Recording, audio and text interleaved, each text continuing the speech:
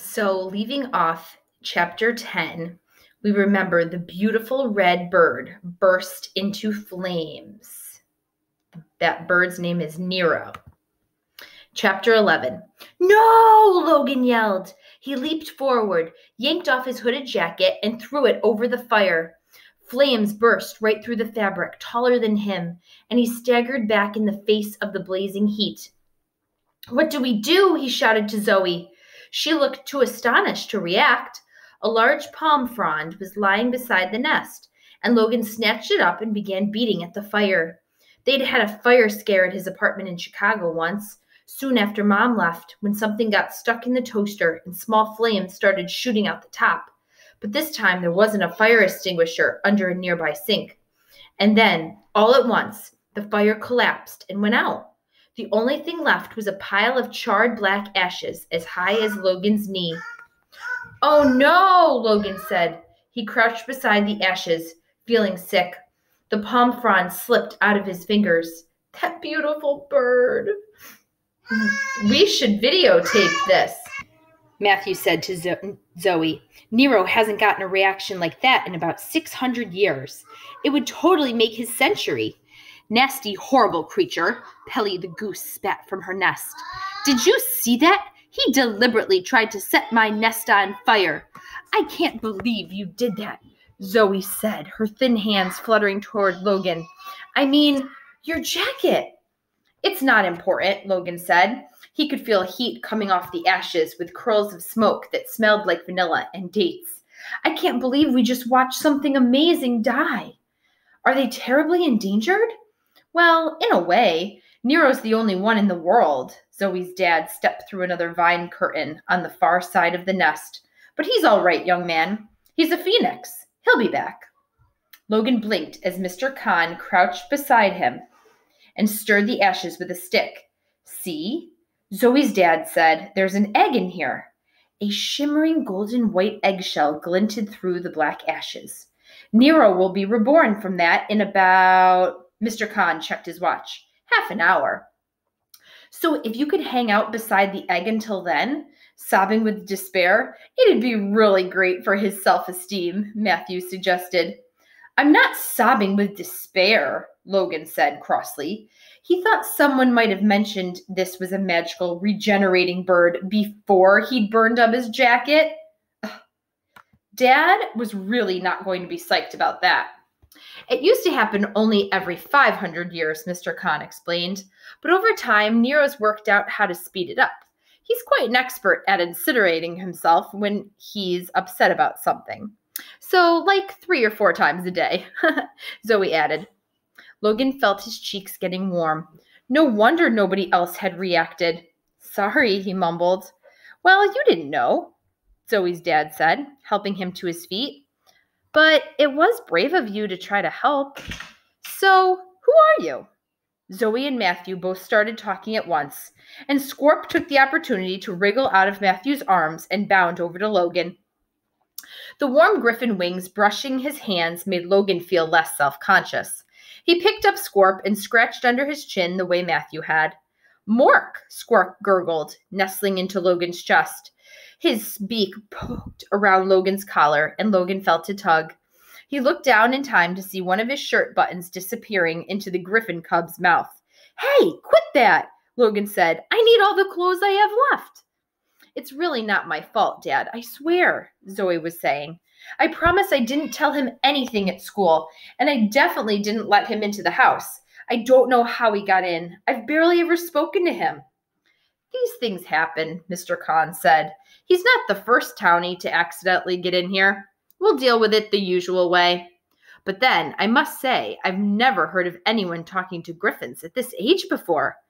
He scratched his beard, looking at Logan as though he were able to whistle underwater. What did you say your name was? Logan Wilds.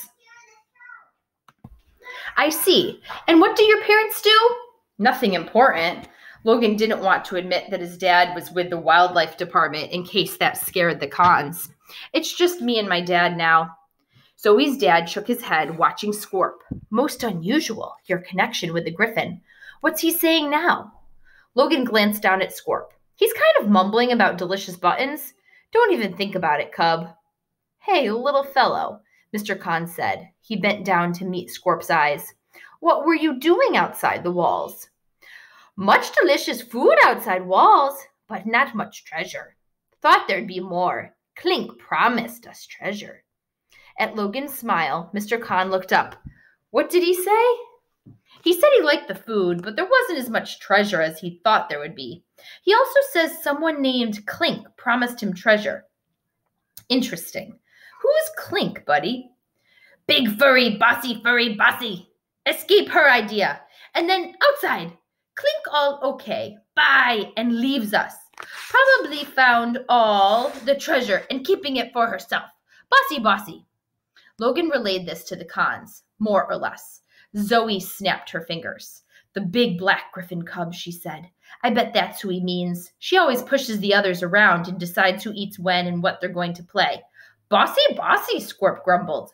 So they're out looking for treasure, Mr. Khan said. That is useful to know. He frowned.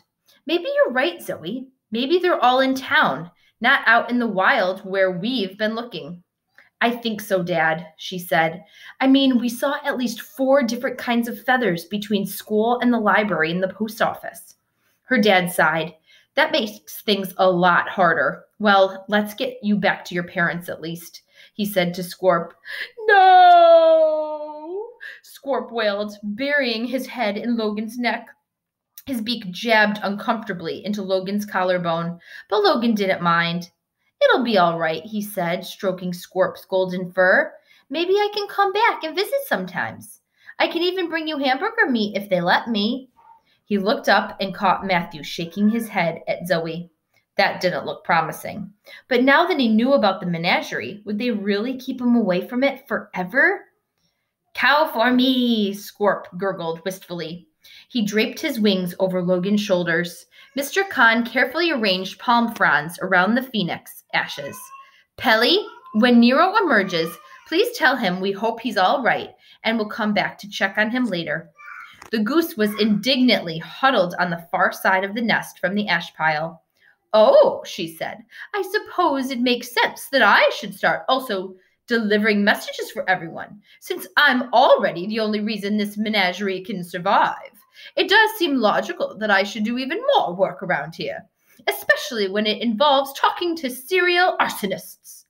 Don't worry about my feathers or my beautiful nest at all. No, I'll just sit here in the thick, toxic clouds of smoke until he crawls out and fails to apologize. She coughed dramatically. Logan looked down at the tiny wisp of smoke curling up from the ashes. Zoe shook her head at him, like, don't bother saying anything. Scorp clung to Logan as they followed, Mr. Khan out of the aviary and back around the lake toward the griffin enclosure. The sun was drifting low in the sky, turning the high trails of clouds cherry and tangerine. Another golf cart came zipping down the path from the house. Strapped to the back was a crate of gardening tools, long shears, a rake, trowels, some empty pots. In the front, driving, was an abominable snowman. Logan pushed Scorp's feathers out of his face and stared as the cart came closer.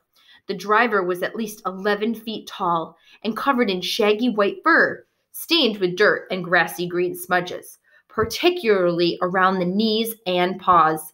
He wore a pair of enormous dark sunglasses and a safari-type sun hat on his head. His mouth was a wide gap in his furry face, like a Muppet's. Hello there, Moon Crusher, Mr. Khan called. How are the rose bushes? Blarg, answered the creature. The golf cart reached the road around the lake and turned to drive away from them. Did you see the hole by the cellar door? I think Jaws has been trying to bury protein bars again. We need to get that filled before Snappa returns. Blarg. The cart followed the curve of the lake, getting smaller. And don't forget the captain's exercise, Zoe shouted. His ball is in your yurt. Blarg! A massive white paw emerged from the cart and waved. Then the cart bumped off onto another fork in the path and sped into the distance. Mr. Khan saw Logan's expression and smiled. Our groundskeeper is, let's say, a yeti, a few words, he said. Unlike all those super chatty yetis, Matthew joked. At least, Logan guessed he was joking. I'll go feed the hellhounds and catch up to you guys later. He whistled for the 4 hellhounds, who were still flapped on the ground outside the unicorn stable. They lumbered to their feet and raced him up to the house.